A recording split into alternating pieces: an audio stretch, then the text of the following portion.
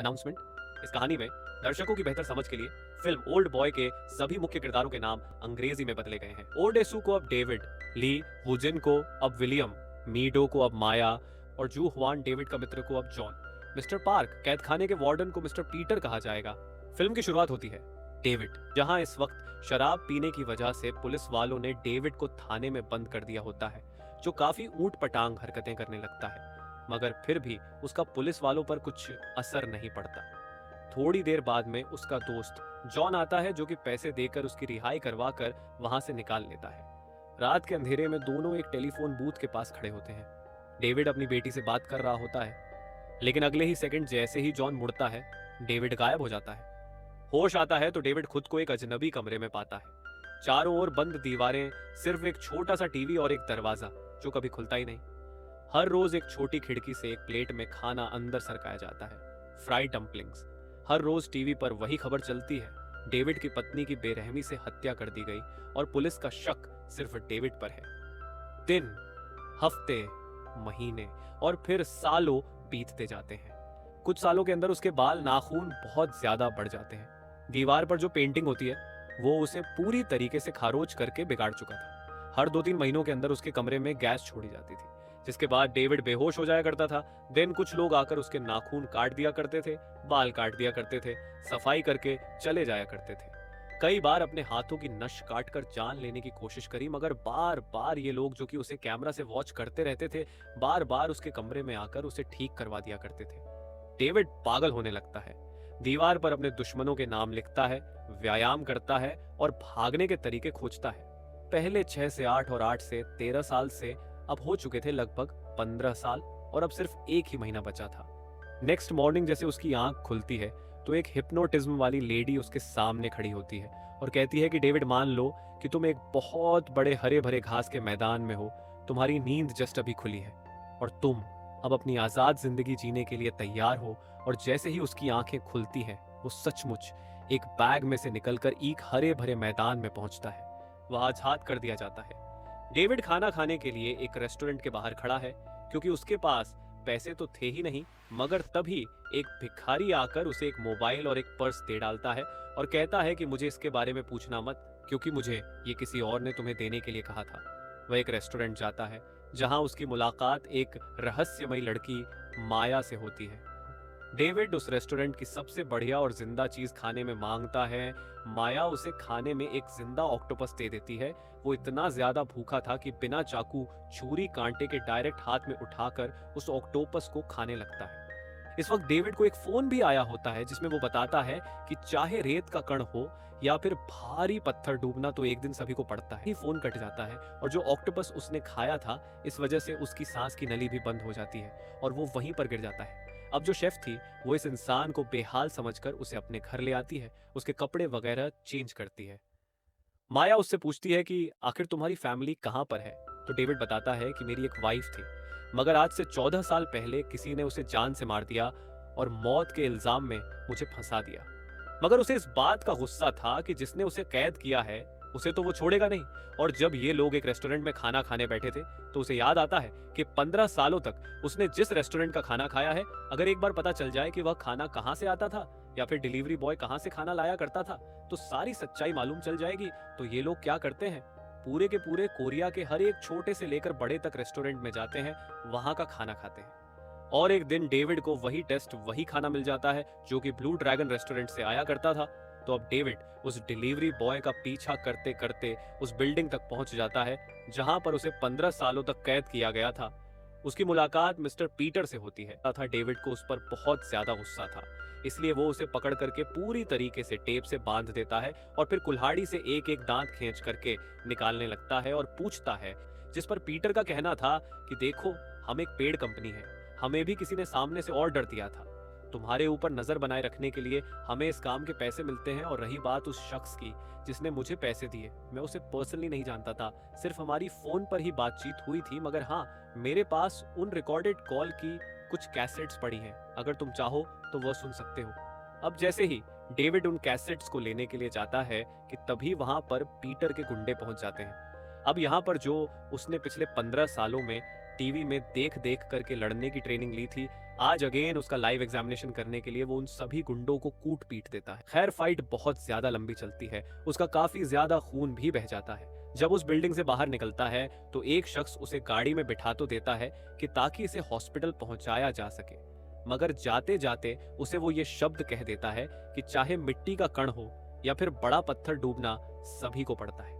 खैर यहाँ पर अब उसकी मलहम पट्टी करने के लिए माया उसे बहुत सहारा देती है, हर काम में उसकी हेल्प करती है। और फिर थोड़ा बहुत ठीक हो जाने के बाद डेविड अपने उसी पुराने दोस्त जॉन के पास मिलने के लिए जाता है, जिससे कि वह आज से 15 साल पहले टेलीफोन बूथ पर मिला था। उसका एक छोटा सा साइबर कैफे, उसको इंटरनेट की काफी अच्छी पहचान थी। वो अपने सिस्टम पर जाकर के पीटर की कंपनी को दिए हुए कॉन्ट्रैक्ट को थोड़ा सा फाइंड आउट करता है, जिससे कि उसे उस शख्स के बारे में पता चलता है, यानी कि विलियम के बारे में, जिसने कि डेविड को कैद में रखवाया था। अब यहाँ पर उसका एड्रेस तो निकल जाता है, और जैसे ही इस एड्रेस पर डेविड भाग करके पहुंचता है तो उसे मालूम चलता है कि ये तो माया की घर के बिल्कुल सामने वाली बिल्डिंग है। अब यहाँ पर पहुंचने के बाद वो विलियम को जान से मार डालना चाहता था, लेकिन विलियम बताता है कि देखो मेरे दिल पे पीसमेकर लगा हुआ है, जो कि मेरे दिल को धड़कने में मदद करता है। अगर तुम मुझे दर्द देकर मारना चाहते हो तो मैं तुम्हें पहले ही बता दूं कि मेरी मौत का बटन मेरे हाथ में ही है। मैं तुम्हें 5 जुलाई तक का वक्त देता हूं, तो आज 30 जून और 5 जुलाई में, यानी कि खाली 5 दिन ही बाकी बचे थे। और अब डेविड को सारी की सारी कड़ियां सुलझानी थी कि आखिर विलियम ने उसके साथ ऐसा क्यों किया। पीटर, जिसकी ये पूरी बिल्डिंग थी, जैसा वो हैंडल किया करता था जब डेविड ने उसके दांत तोड़े, तो वो डेविड से बदला लेने के लिए माया के ही अपार्टमेंट में पहुंचता है और माया के साथ गलत गलत काम करने लगता है, जिस पर डेविड को गुस्सा आता है और वो कहता है कि तूने हाथ कैसे लगाया, मैं तेरा हाथ काट के रख दूंगा। वहीं दूर से विलियम ये सारी की सारी चीजें देख रहा था, इसलिए वो पीटर को कॉल करके कहता है कि तुम्हें जितने पैसे चाहिए मैं तुम्हें देता हूँ, ना तो तुम उस लड़की को कुछ करोगे और ना ही डेविड को नुकसान पहुंचाओगे। ये पैसे लो और यहाँ से निकल जाओ। अब जहाँ एक तरफ कहानी में हम डेविड और माया को देख पाते हैं, जो कि उस पुराने वाले घर को छोड़ करके किसी और जगह की ओर निकल पड़े, वहीं दूसरी तरफ हम विलियम को देख पाते हैं, जिसके बॉडी का इस वक्त ट्रीटमेंट चल रहा था। अब यहाँ कहानी में कुछ इंटीमेट सीन भी है, जो कि दिखाऊंगा तो कॉपीराइट आ जाएंगे। तो यहाँ पर कहानी में माया और डेविड रात भर सो जाते हैं, इनके बीच में अच्छा खासा इंटीमेशन होता है, मगर तभी वहां पर गैस छोड़ दी जाती है, यानी कि इन्हें बेहोश कर दिया जाता है। और जब भी उठते हैं तो इन्हें अपने सामने एक छोटा सा ब्लू बॉक्स दिखाई पड़ता है। इस ब्लू बॉक्स को खोलकर देखने पर इन्हें मालूम चलता है किसी ने पीटर का हाथ काटकर इन्हें गिफ्ट किया है, यानी कि इन दोनों की बातें कोई ना कोई सुन रहा था, क्योंकि डेविड ने पीटर को धमकी दी थी कि वो उसका हाथ काट देगा, क्योंकि उसने माया को गलत तरीके से छुआ था। ये लोग हर वक्त ट्रैक हो रहे थे।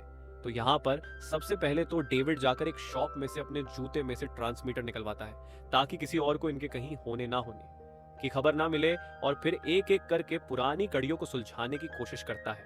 हर पुराने अखबार, हर पुरानी वेबसाइट्स और पुरानी पुरानी मैगजीन्स को खंगालने लगता है, ताकि ये पता चल सके कि आखिर कोई शख्स मुझसे बदला लेना चाहता ही क्यों था।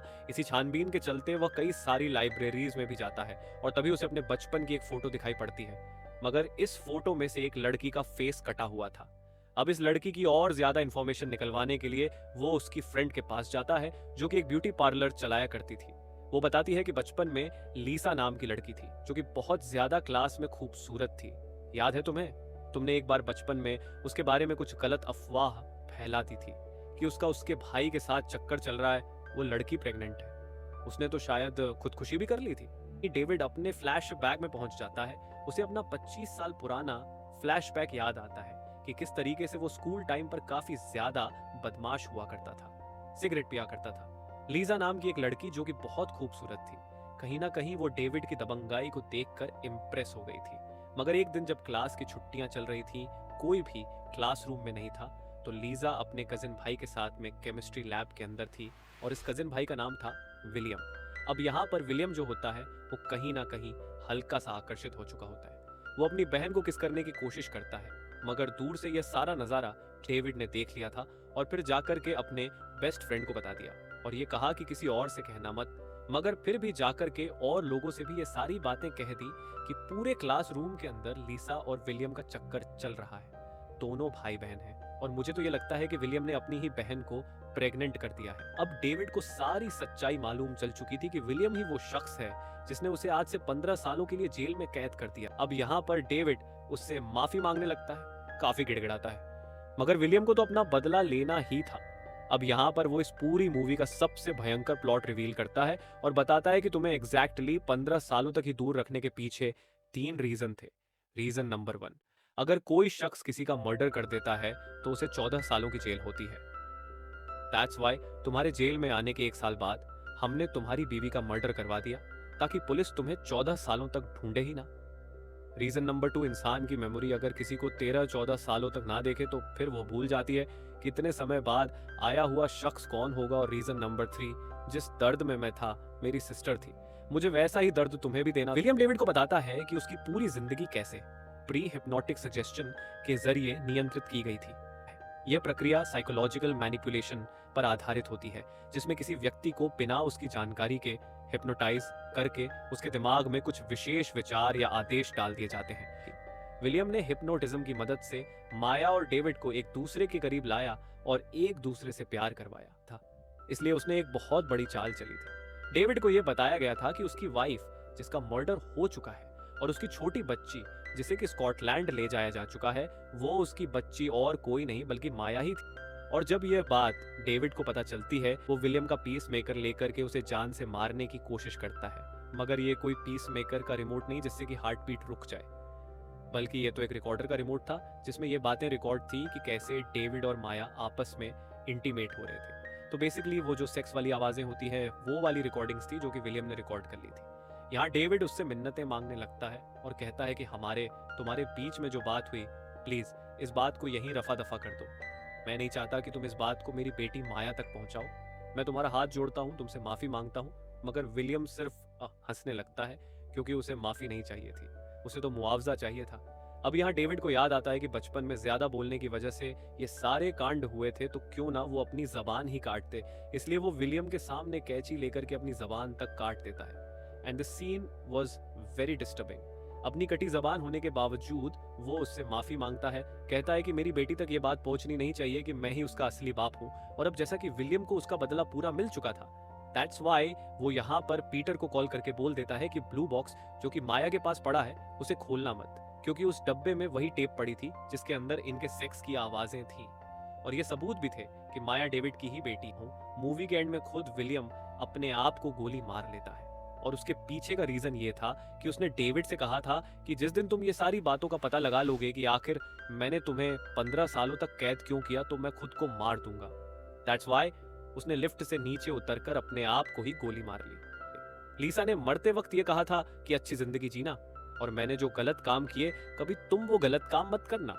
इस वक्त हालांकि विलियम के गले में जो कैमरा था उसने लास्ट फोटो अपनी बहन की मरते वक्त ली थी, और यही रीजन था कि उसके कमरे में इतनी सारी लीजा की फोटोज लगी हुई थी वहीं कहानी का लास्ट पॉइंट। तो डेविड यहाँ पर उसी हिप्नोटिज्म औरत के पास में आया था और कहता है कि मेरी यादों को तुम हमेशा के लिए मिटा दो। हालांकि ऐसा करना एकदम पॉसिबल तो नहीं था, जिस पर हिप्नोटिज्म वाली औरत बताती है कि जब तुम 70 साल के हो जाओगे तब तुम सारी चीजें भूल जाओगे। काफी समय बीत जाता है। बहुत टाइम के बाद में जब एक बार माया उससे मिलने के लिए आती है तो इस वक्त डेविड जो होता है 70 साल का हो चुका होता है। अब एक बार उसे खुशी होती है कि चलो फाइनली अब वो किसी को कुछ बता नहीं पाएगा, सब कुछ चीजें खत्म हो चुकी है। मगर तभी वो रोने लगता है क्योंकि जो हिप्नोटिज्म उस पर किया गया था वो कंप्लीट हुआ नहीं था। क्या डेविड सच में सब कुछ भूल चुका था या बस अपने ही दिमाग से झूठ बोल रहा था? फिल्म हमें कोई जवाब नहीं देती।